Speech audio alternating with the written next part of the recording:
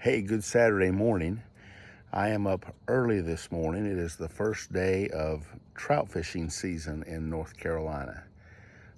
Little history of opening day of trout fishing. My dad can reference when West Virginia had an opening day. By the time I ever fished in West Virginia, they'd gone away from opening day. The season was open year round. I remember in my high school and even college days, Virginia had an opening day the third Saturday of March.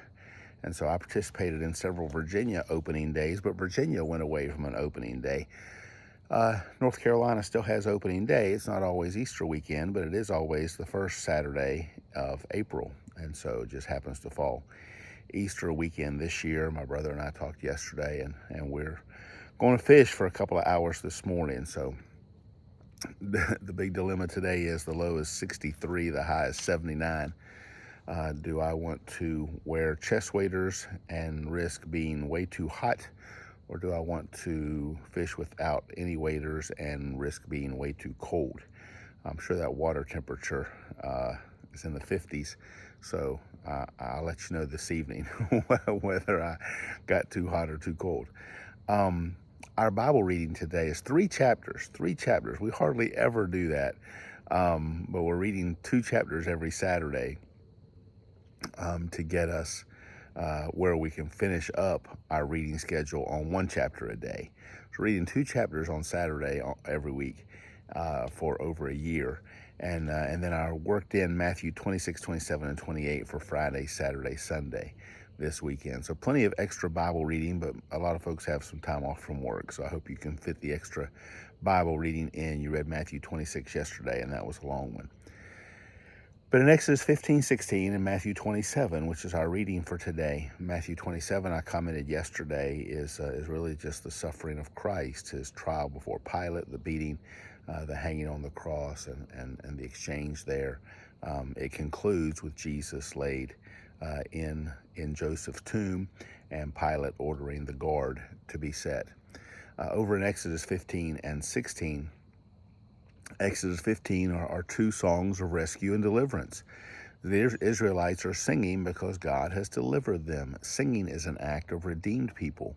I know today people can sing the blues, people can sing depressive music and all kinds of things like that, but singing by its very nature originated with those who had something to sing about, and it was a song of joy, celebration, and deliverance. We have the Song of Moses and the Song of Miriam in Exodus 15. And then in Exodus 16, doesn't take the Israelites long to start complaining. God hears their complaints.